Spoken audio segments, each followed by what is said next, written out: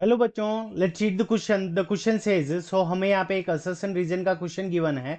इसके अंदर option first क्या होगा? असर्शन ए ट्रू है और रीजन आर इज ट्रू, और रीजन आर असर्शन ए का करेक्ट एक्सप्लेनेशन है। ऑप्शन सेकंड कब ट्रू होगा? जब असर्शन ए ट्रू होगा, रीजन आर ट्रू होगा, बट रीजन आर असर्शन ए का करेक्ट एक्सप्लेनेशन नहीं होगा। ऑप्शन थर्ड कब करेक्ट होगा? जब असर्शन ए ट्रू है और रीजन आर फॉल्स है। और ऑप्शन फोर्थ कब ट्रू होगा? जब असर्शन ए फॉल्स होगा, रीजन आर हमारा क्या हो जाएगा? ट्रू हो जाएगा। अब हमें असर्शन क्या गिवन है?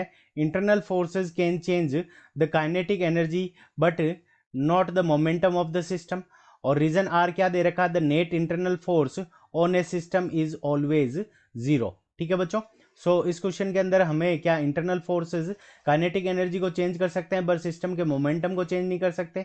और रीजन कह रहा है कि जो नेट इंटरनल फोर्स है सिस्टम का, वो ऑलवेज क्या होता है? जीरो होता है। इस क्वेश्चन को करने के लिए हम क्या करेंगे? की कंसेप्ट अप्लाई करेंगे। की कॉन्सेप्ट। अब की कॉन्सेप्ट के अंदर हम क्या लिख सकते हैं कि अगर सिस्टम के ऊपर एफ नेट है, F net is equals to, ये हमारा क्या होता है? DP upon D DP upon D. और या फिर इसको हम क्या लिख सकते हैं? Delta P upon delta T. जो नेट फोर्स होता है F net is equal to क्या होता है? DP upon D. तो यहाँ पे डीपी हमारा क्या है? चेंज इन मोमेंटम के इक्वल है। यहाँ पे डीपी इज इक्वल टू हमारा क्या है? Change in momentum. तो अगर किसी सिस्टम के ऊपर एक्सटर्नल फोर्स लगता है तो उसी कंडीशन के अंदर उसका मोमेंटम क्या होता है? हमारा चेंज होता है। तो नेट इंटरनल फोर्सेस के कारण हमारा सिस्टम का मोमेंटम चेंज नहीं हो सकता। क्यों नहीं हो सकता? क्योंकि जो नेट इंटरनल फोर्स है वो इसके सेंटर ऑफ मास को क्या करवा सकते हैं? वेलोसिटी प्रोवाइड नहीं कर सकते। सेंटर ऑफ मास को क्या करवा सकते हैं? मूव नहीं करवा सकते नेट जो इंटरनल फोर्सेज हैं। तो इसका मतलब हमारा जो असर्शन है ए, वो हमारा क्या हो गया? करेक्ट हो गया। अब सेकंड नंबर रीजन आर क्या कह रहा है कि the net internal force in A system is always zero. यहाँ पे जैसे मान लो एक अपन बीकर कंसीडर करते हैं, इसके अंदर डिफरेंट मॉलिक्यूल्स हैं। तो यहाँ पे क्या होगा? एक पार्ट ये हो गया, दूसरा पार्ट ये हो गया।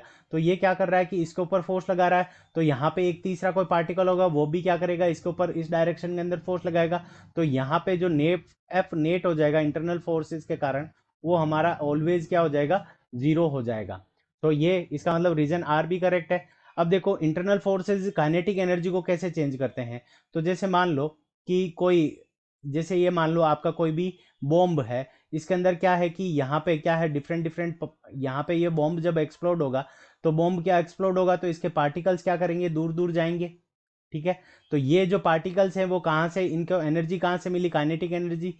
ये पार्टिकल पहले रेस्ट पे थे, अब ये क्या कर रहे हैं? मूव हो रहे हैं। तो ये क्या हो रहा है कि सिस्टम की इंटरनल एनर्जी जो थी उसके कारण इनको क्या मिली? Kinetic energy. तो काइनेटिक एनर्जी के अंदर चेंज आ गया, पर इसकी जो सिस्टम की टोटल जो मैकेनिकल एनर्जी होती है वो क्या रहती है? ऑलवेज सही रहती है, ऑलवेज कंजर्व रहती है। Total mechanical energy, total mechanical energy जो हमारी सिस्टम की रहेगी वो हमेशा क्या रहेगी? ऑलवेज कंजर्व्ड रहेगी। मैकेनिकल एनर्जी यानी इसकी पोटेंशियल एनर्जी काइनेटिक एनर्जी के अंदर चेंज हो सकती है, काइनेटिक एनर्जी पोटेंशियल एनर्जी में चेंज हो सकती है इंटरनल फोर्सेस से, बट इसका मोमेंटम चेंज नहीं हो सकता। असर्शन ए भी करेक्ट है, रीजन आर भी करेक्ट है, और रीजन आर क्या है? असर्शन ए का करेक्ट एक्सप्लेनेशन है। ऑप्शन फर्स्ट हमारा क्या हो जाएगा? करेक्ट आंसर हो जाएगा। Option first is the correct answer of this question. I hope you understood it well. Best of luck. Thank you.